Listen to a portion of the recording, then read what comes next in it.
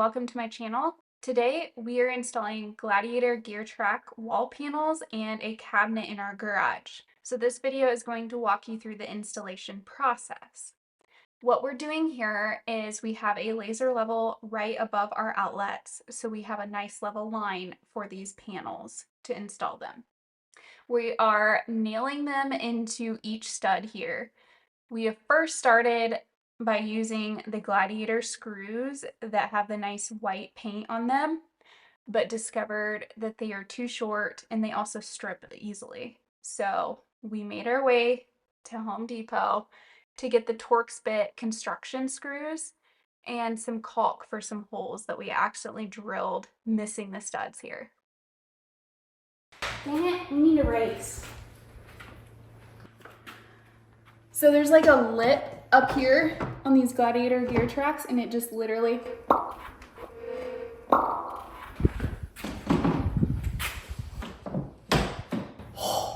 that's sick.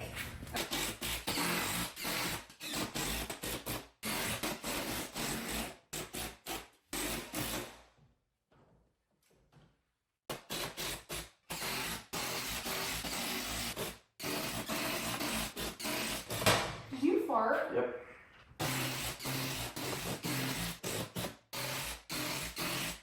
I purchased the 8-foot panels, and here I am cutting it to fit the width of our walls.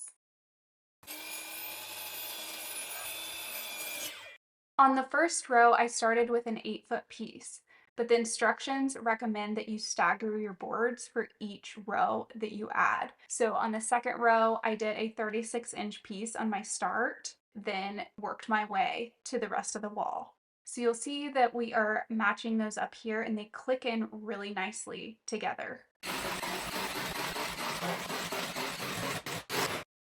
Just remember that per the instructions, do not cut the length of the board less than 24 inches. And now we're measuring for the last panel.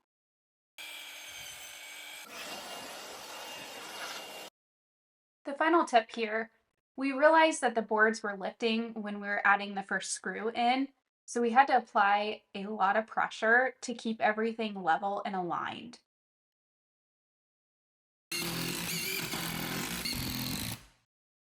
Guys, let me tell you, mounting this cabinet was a booty. We decided to use our floor jack to lift this puppy up so that we could actually get it into the track system. It worked like a charm.